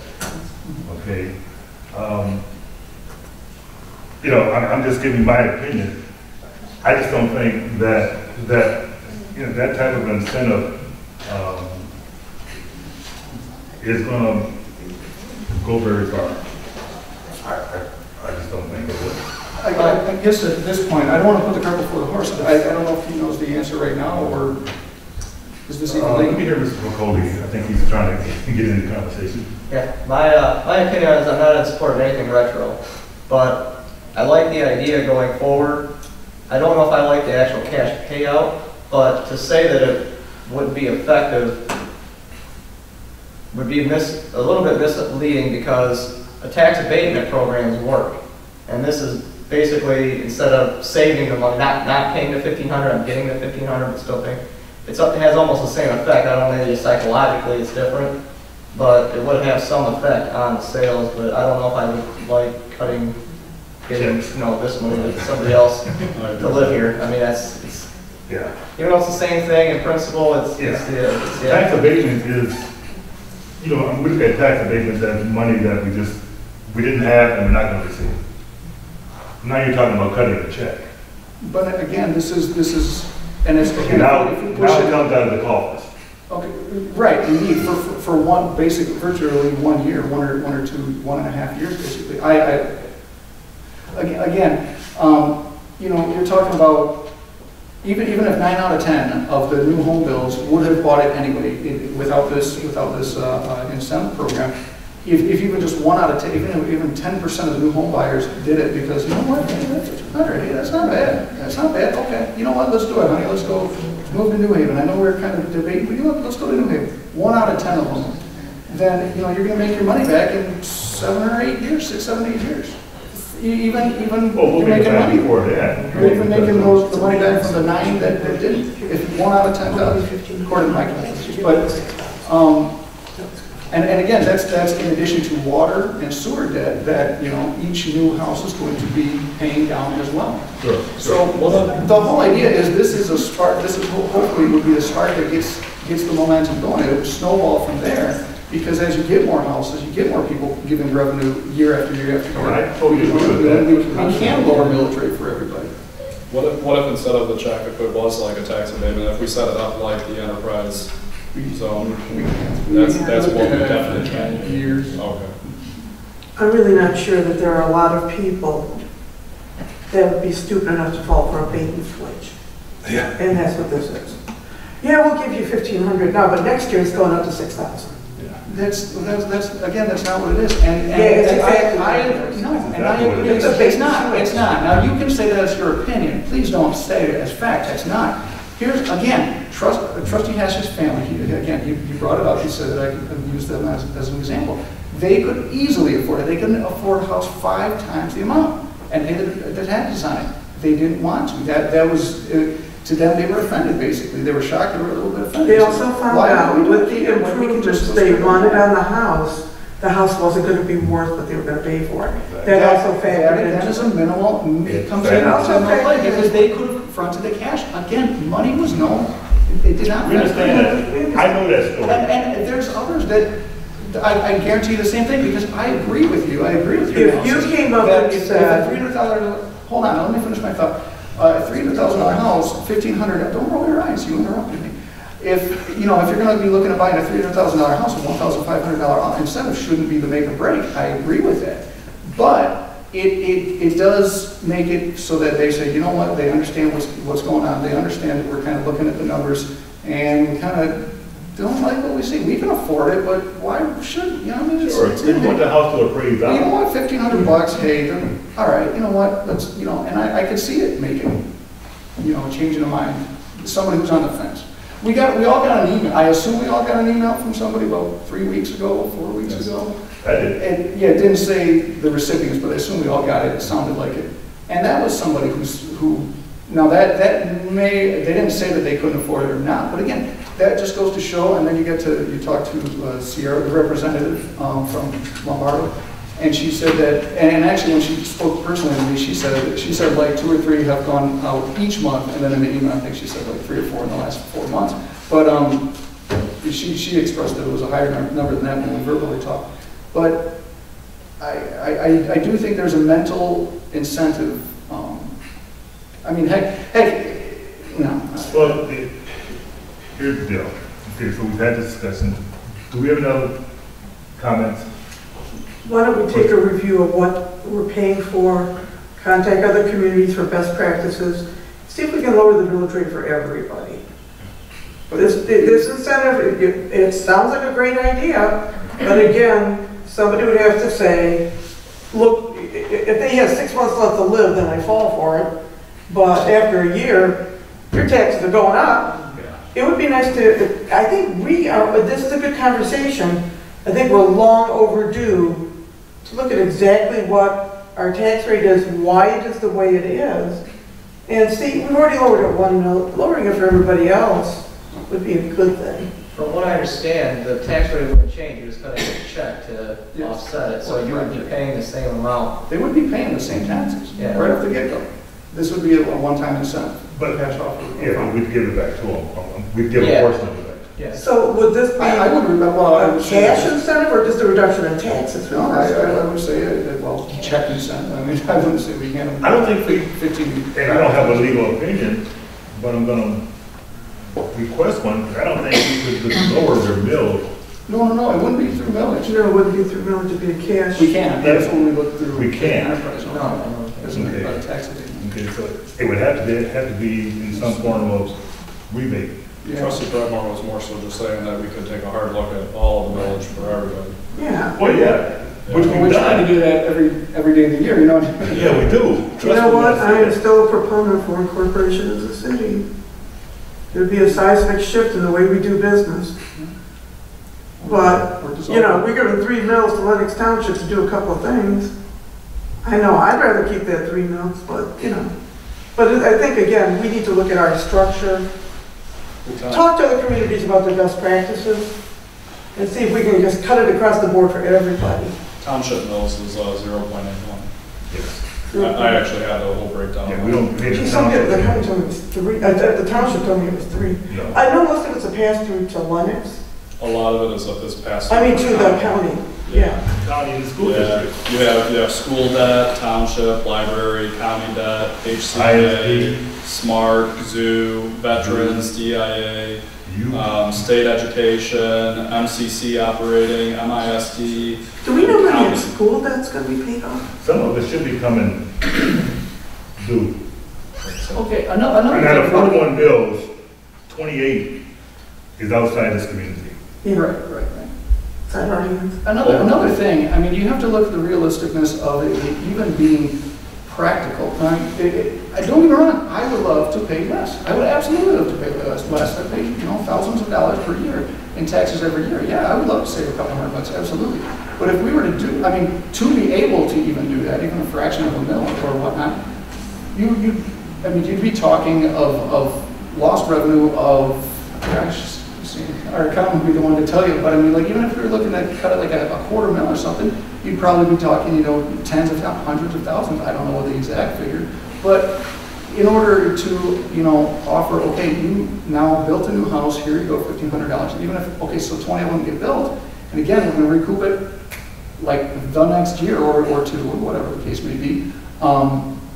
But it's a lot cheaper. It would be a lot cheaper to pay 20 new home bills, here you go, $1,500, and call it a day, as opposed to, even if you're going like a fraction of a mil, for every single home that's already built in the Village of New Haven, plus the commercial lots and whatnot, yeah, it's going to add up. It's not as easily achievable. It's just not. And again, this would be a shot in the arm, so that the hope is that, okay, you get more houses, you get more homes built that wouldn't otherwise be, they're paying more revenue, and then once that snowball starts, we can then lower bills for everybody. I think what we need to take a step back, because there's a partial misconception that all these taxes are staying here within the village, when in fact they're not. They're not. Probably 25% or less of them stay within the village. The fact that the current budget does not reflect any of the new homes, the fact that we settled our recent litigation, there could be some things that could take place in the future that could benefit everyone. Okay? No, it's not going to happen. We're not going to knee-jerk it. Okay? Because the one thing that we must always remember is that you can't legislate yourself into debt and then expect some court to bail you out of it. Okay? So you still got to be smart. Okay? The law allows us to levy up to 18 mills. We're currently levying 12. Okay? 12 point whatever it is. 7.5. 15.75. Yeah, Three is 13.6. expired. 3 of it's expired. But, Correct. so you can't reduce it really to the point where you're not generating enough revenue to pay your bills. You still got to pay for the lights. Absolutely. Okay? There's no freebies going on. And there was that mentality a few years ago that we'll just file for bankruptcy. Bankruptcy is not an option because we have no basis for it. Okay? Unless we just want to be flat out stupid. Okay? And trust me, the bills will continue to come because when the bankruptcy court sees that, oh, you guys file bankruptcy thinking that you can skirt a debt. No, they'll get paid first. Okay, so when it comes to lowering millage, you still got to generate enough revenue to keep the doors open. Okay, now we've addressed it, we've tackled it, and we continue to look at it on a weekly, monthly basis. And we reduced it by 1 mil in January. We're going to freeze water rates again. Later on, I was going to share with you that Waste Management's contract allows them to, and you got the email, they want to raise recycling rates by 75 cents that we're not going to pass on to the residents. Okay? So, you know, we're doing everything that we can. So we need to be smart and let's not knee jerk this reaction. So if you want to come back next month with a formal proposal, feel free. Sure, can we get a legal opinion, whether he has it Yes. now or? Here's the situation. Courts make a practice of not rendering an opinion until there is an actual issue in front of them. Just by listening to this discussion, kind of demonstrates why the answer I did send you was, I'm looking into it. Which way do you really want to go, and what am I giving you an opinion on? Giving a written opinion by email or whatever, when all the facts or the approach that the village wants to take is not decided upon, is dangerous. It's foilable. It can be used against us someday in a lawsuit. It can be lots of things. Now, if the board wants opinions on, can we send a check, period? Can we give a tax abatement, period? Can we give a check and or a tax abatement? We can put that together for you. Now, the problem with it is, off the top of my head, you may wonder why you can't find people who have done this. So, without giving a legal opinion, it might be an indication that it's not allowable in the current forms you're talking about. Incentivizing people to buy things with money, that's as old as mankind. But legally in this state, it's going to be really difficult to find a way to do it. Now, there is, going along the enterprise zone idea, there is a place called, a group called Michigan Housing Development Authority. And this is functional in Livonia and some other places.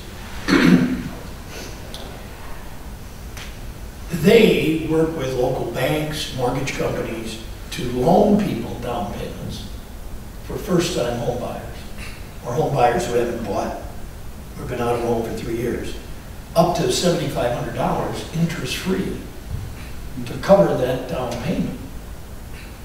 They might be worth contacting, and their approach has obviously been found legal.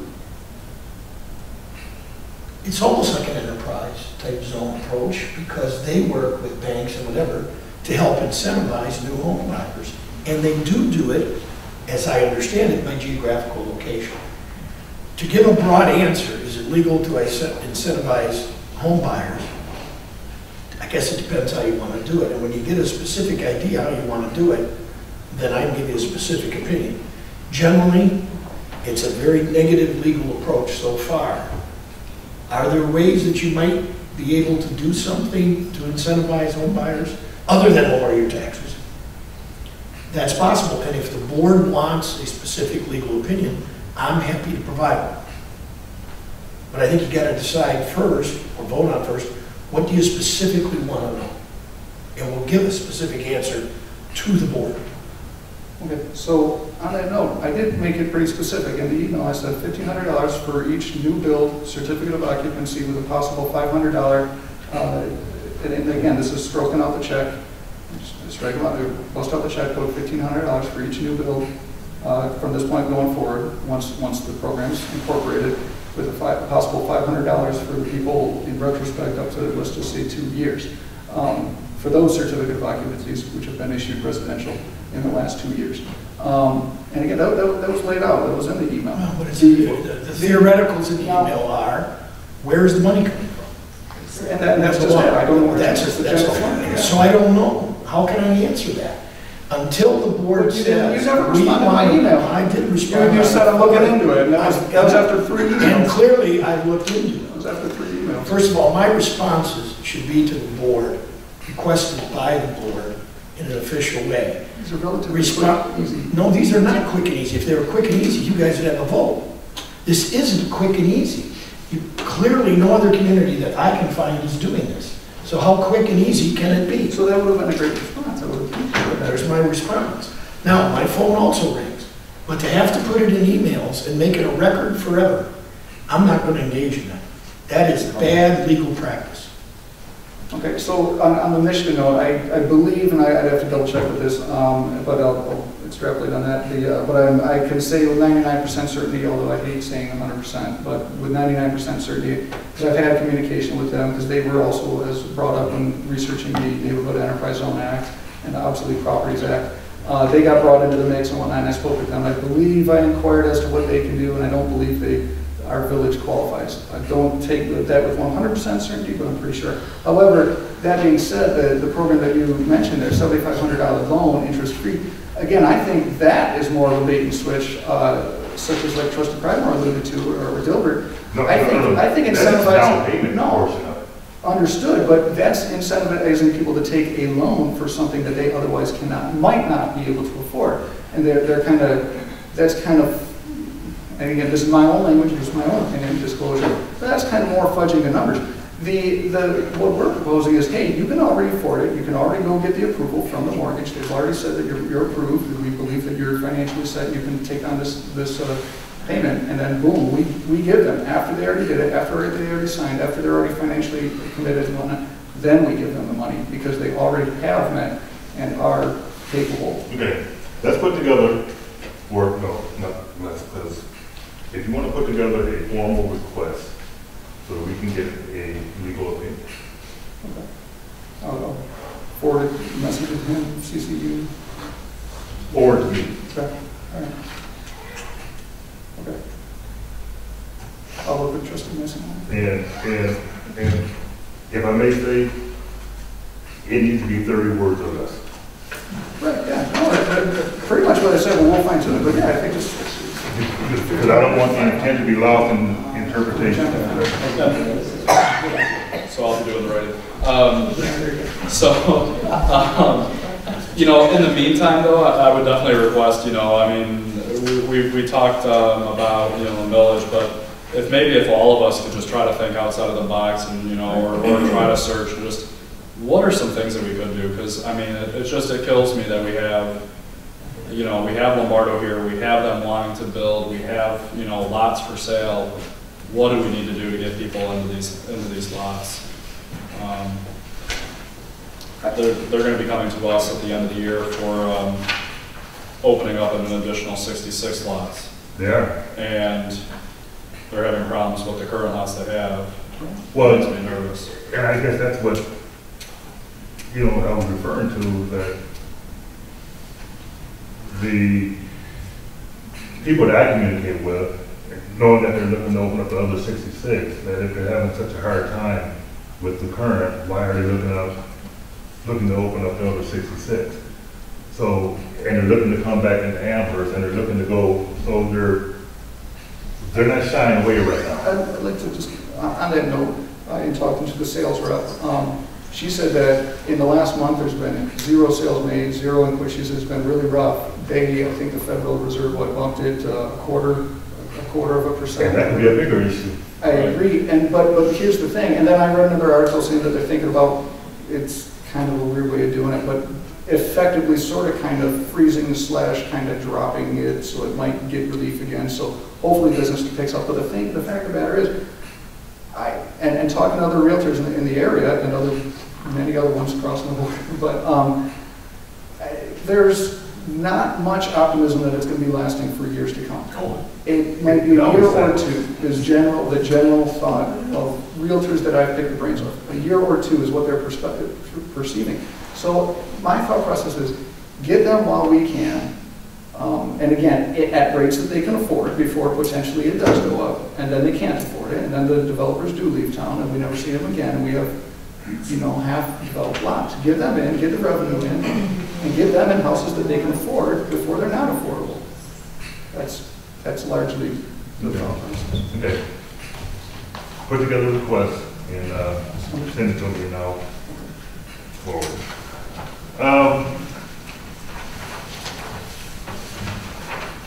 Call from the floor.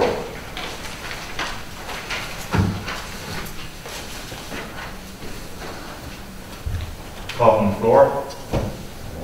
And there's not going to be a need for a closed session tonight. Call from the table. And I have 2 things.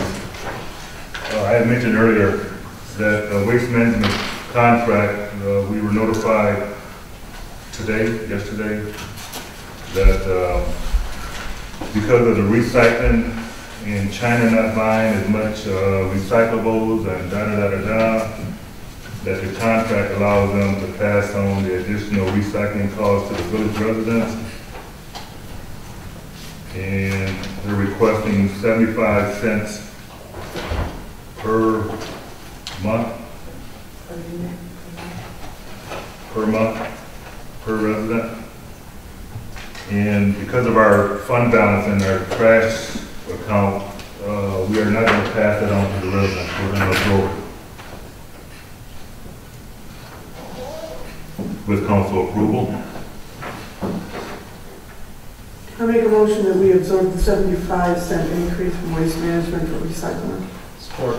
It's been moved and supported that we absorb the 75-cent increase from Waste Management. And this will be through the remainder of their contract, which is, I think, September of 19. Any questions on the motion? Which fund will it come from? Which fund will it come from? Our trash, It's in surplus? garbage and rubbish fund. It has a healthy balance in it, so we're going to absorb this increase and not pass it on. Any questions on the motion? All those in favor? Aye. Opposed? Motion carried. The other thing I have is we put the properties on the market. I think you've probably seen the real estate signs out and out. And two of the properties, there's actually two properties on Haven Ridge.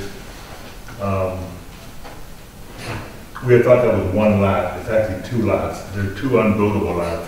One is only 35-foot frontage. The other is 52 foot. And so what we have to do, but they're being marketed as one, so we have to do is go through the process like any other owner and combine those two lots. So we've started that process today. And it will come before planning commission, just like anyone else would have to come before planning commission to combine those two lots into one buildable lot. Quick question. She mentioned the 75-cent increase that we're absorbing. Does it have to be a roll call? Because it's financial. We're not spending it. Yeah, we are.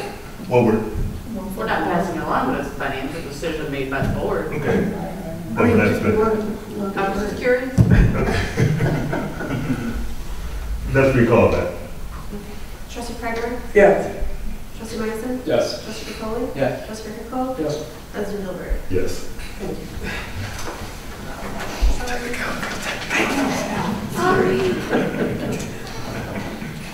I think that's all I have. Any other call from the table? 150th meeting is 2 weeks from today. Yeah, the fourth Tuesday. Yeah, fourth Tuesday. So if you have any interest in participating on 150th celebration for the village, the committee meets on the fourth Tuesday of the month. And the fireworks are on July 21st. July 21st? Which ones? Rocketfest? Rocketfest? Rocketfest fireworks, July 21st. Yes. Okay, I thought it was June 21st. And we also June 20. Yeah, the counties is, okay. And then we also have newhaven150.com. The meeting time, I believe, is 7 o'clock. Our usual times. 150, the numbers are spelled out. The numbers, newhaven150.com. It's just a shell of a website right now, but I'll be the link. Get on that. Like you have anything else to do. And as part of the sidewalk replacement that's going on, that's different, it's been a learning process. But anyways, the village itself is undertaking, we're getting 4 bids on work that we need done on our own sidewalks. At the park, Fountain Park, there's a stretch in front of the cemetery. Is there orange spray paint right out here? It's right out here. There's 4 or 5 areas that we're responsible for. So we're getting bids for our own work. For the sidewalk replacement, what was the rationale that the Core Park and Amherst were included? The responsibility of the HOA.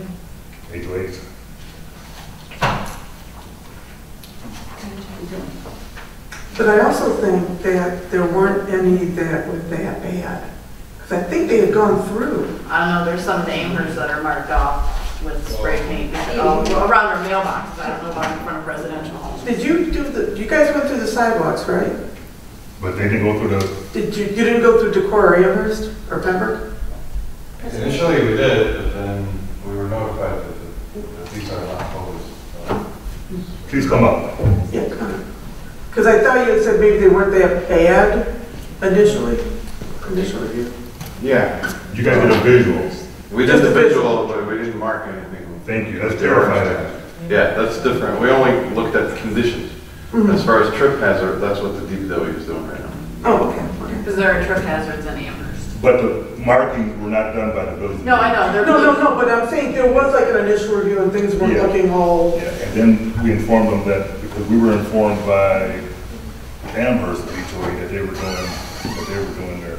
And then we looked in our records, we're not responsible for the sidewalks in those redevelopments. President Gilbert, can I chime in for a second here? Huh? Can I chime in? I talked to the president of the HOA at Amherst. The residents are responsible for their sidewalks. They're only covering the parameters. The common areas. Yeah, the Yeah. common areas. yeah, it's just like the village The here. HOA just passes So, it yeah. back to residents. They're responsible like any other area. Okay. Yeah. Yeah. Okay, but I just want clarification that we didn't mark sidewalks. Thank you.